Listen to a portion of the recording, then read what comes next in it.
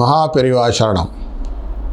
பெரிவாரின் அனுகிரகத்துடன் இந்த மகா பெரிவா மகிமை என்ற தொடரை தொடர்ந்து நாம் காண்போம். ஆதிசங்கர் பகவத்பாதால்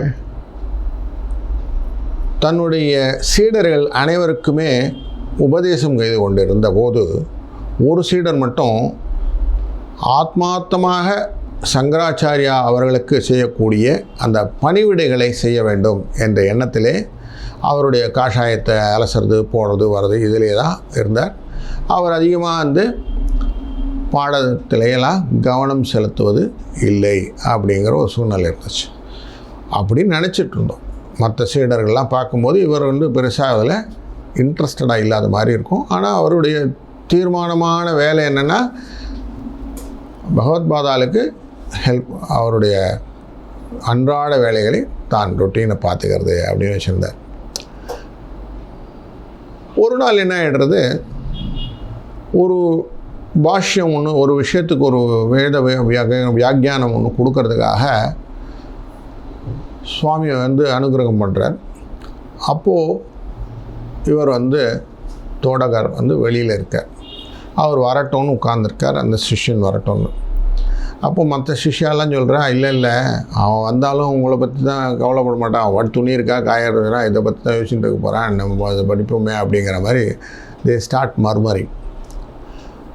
இது ஆதிசங்கராவை அவர் கவனித்ததும் அந்த தோடகர் வந்த உடனே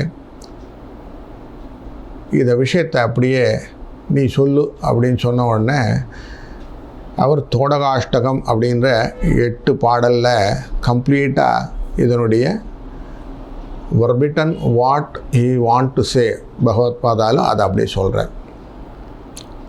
அதை சொன்ன உடனே மற்ற சிஷ்யாலாம் அப்படியே அரண்டு போகிறான்.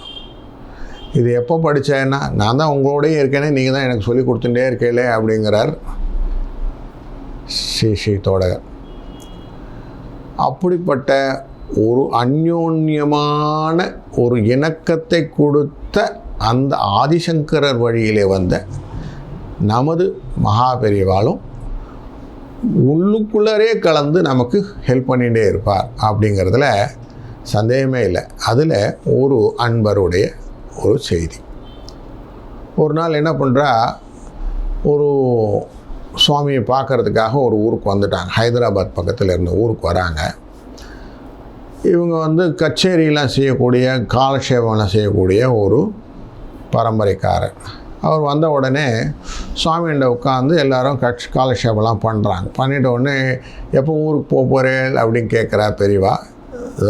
நாளைக்கு காலையில் ட்ரெயின் இருக்குது, கிளம்ப போகிறோம். இல்லை வேண்டாம், நீ இருந்து நாளன்னைக்கு டிக்கெட்டை புக் பண்ணிக்கோங்க அப்படின்னு. இவாளுக்கு ஒரே ஷாக்கு.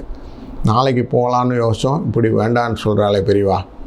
சரி, அனுகிரகம், அவர் என்ன சொல்கிறாரோ நம்ம அது மாதிரி கேட்டுப்போம் அப்படின்ட்டு அமைதியாக விட்டுட்டுறா. மறுநாளைக்கு அந்த டிக்கெட்டை கேன்சல் பண்ணியாச்சு. இவன் சதஸ் திருப்பி கண்டினியூ பண்ணுறா. மறுநாள் தான் இவங்க ஊருக்கு போகலான் இருக்காங்க. ஆனால் மறுநாள் காலையில் பேப்பரை பார்த்தோம்னா இவன் போக இருந்த அந்த ட்ரெயின் மெட் அன் ஆக்சிடெண்ட் அப்படின்னு பேப்பரில் வருது. அப்போது தான் இவளுக்கு புரியுது தன்னுடைய பயணத்தை ஏன் நிறுத்தினார் பெரியவா அப்படின்ட்டு. இப்படி முன்னாலேயே அவருக்கு தெரிஞ்சு அதுக்கான ஹெல்ப்பெல்லாம் இவர் பண்ணிவிடுவார். அதுதான் பெரியவா மகிமையின் எல்லையிலே இருக்கக்கூடிய அப்படின்னு சொல்லலாம். ஒரு வகையிலே இவருடைய விஷயங்கள் எல்லாமே அவருக்கு மட்டும்தான் புரியும், நமக்கு புரியாது. ஆனால் காரியங்கள் முடிஞ்ச உடனே தான் நமக்கு புரியும். அப்படித்தான் ஒரு வாட்டி என்ன ஆகிடுறது, பெரியவா அப்படியே போயிட்டே இருக்கா, நகரில் போயிட்டே இருக்கா. நகர்வில் வந்துட்டே இருக்கும்போது எல்லாரும் ஒரு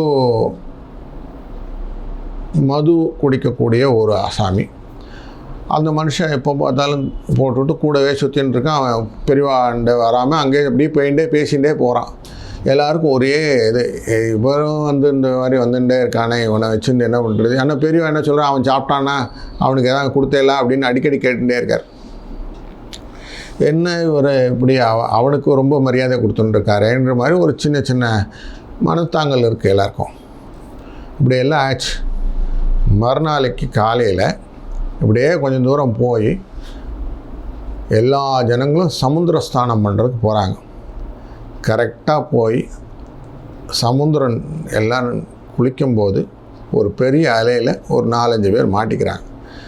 யார் அவங்கள காப்பாற்ற போகிறான்னும் போது இந்த போதை ஆசாமி அவர் தான் போய் எல்லாரையும் காப்பாற்றின்னு இருக்கார். அப்போ பெரியவா அப்படியே பார்த்துட்டு பேசாமல் போகிறார். அப்போ தான் ஜனங்களுக்கெல்லாம் புரியுறது, ஓஹோ இப்படி ஒரு காபந்த ஆசாமியே கூட வச்சுன்னு இருக்கார், அவர் கூப்பிட்டுன்னு போனது இதுக்கு தான் அப்படின்னு அப்போ தான் புரியுது. அது மாதிரி பெரியவாளுடைய ஒரு செயலுக்குமே ஏதோ ஒரு அர்த்தம் இருந்து தான் வாழ்க்கையில் நமக்கு புரிஞ்சல் வெஞ்சது. நம்ம அவரை புரிஞ்சிக்க முடியாது, அவர் நம்மளை ஈஸியாக புரிஞ்சுன்றார். இதுதான் பெரியவா. ஒரு முறை ஒரு பெரிய சதஸில் எல்லாருக்கும் ஒரு பாஷ்யம் சொல்கிறதுக்கு ஆரம்பிக்கிறார். பெரியவாவுக்கு ரொம்ப நகைச்சுவையும் உண்டு. அப்போ சொல்கிறார், நான் சொல்கிற மாதிரி நீங்கள் கேட்கணும் அவசியம் இல்லை, ஆனால் நான் சொல்கிறத கேட்குற வரைக்கும் நான் போகிற மாதிரி இல்லை அப்படின்னு சொல்லிடுறாரு. ஸோ ஜனங்களும் கட்டுப்பட்டு உட்காந்துருக்காங்க. அப்போ தான் அவர் சொல்கிறார், சாப்பிட உட்காரும்போது ஒரு பிடி அரிசியை வச்சுருங்கோ, தனியாக எடுத்து வச்சுருங்கோ, அதுக்கு செலவுக்கு அப்படின்னு ஒரு ரூபா, அந்த காய்கறியெல்லாம் வாங்குறதுக்கு ஒரு ரூபா வச்சுருங்கோ, இது ரெண்டுத்தையும் கொடுத்தேன்னா நிறைய விஷயங்கள் மாற்ற முடியும் அப்படின்னு சொல்கிறார். அப்படி ஒரு தீர்க்க தரிசனத்தை பிடியரிசி திட்டம் அப்படிங்கிற திட்டத்தை மூலிமா ஈஸியாக அன்றைக்கே அன்னதாதாவாக மாறிட்டார் அவர். அப்படி எல்லாருக்கும் கொடுத்தார். அது மட்டும் இல்லை, வெளிநாட்டிலேருந்து வரவாழக்கூடிய கொஸ்டின் ஆன்சர்ஸ்லாம் இருக்கும். நிறைய அவளுக்கு சந்தேகத்தோடு தான் வருவாள். மாற்று கருத்து மாற்று மதத்திலிருந்து இருக்கிறவர்களுக்கு நிறைய இருக்கும். ஆனால் அதை கூட இவர் ரொம்ப சந்தோஷமாக ஏற்றுக்கொண்டு அவர்களுக்கு புரிகிற மெத்தடில் திருப்பி சொல்லிக் கொடுப்பார். அதில் ஒரு அன்பர் என்ன பண்ணுறார், தன்னுடைய மதத்திலிருந்து நம்மளுடைய இந்து மதத்துக்கு மாற வேண்டும் அப்படின்னு நிற்கிறார். அப்போ பெரியவா என்ன சொல்கிறா, இல்லை எல்லா மதத்துலேயும் நல்ல கோட்பாடுகள் இருக்குது, அதை நன்னா புரிஞ்சுட்டு நீ அதுபடியே வாழ்க்கை நடத்தினா போதும், யாரும் மதம் மாறணும்னு அவசியமே கிடையாது, அவன் வேலையை அவன் செஞ்சாலே போதும், புதுசாக எந்த விதமான கன்ஃபியூஷனும் கிடையாது அப்படின்னு அங்கே ஸ்டாப் பண்ணி அவனை அமுச்சு விட்றார். அதில் கிளியாரிட்டி கிடைக்குது. இப்படியாக பலவிதமான மகிமைகளை எளிதாக நமக்கு செய்து கொடுத்த மகா பெரியவருடைய அந்த மகிமையின் தொடர்ந்து காண்போம். அதுவரை பெரியவாச்சரணம். வாழ்க வளத்துடன்.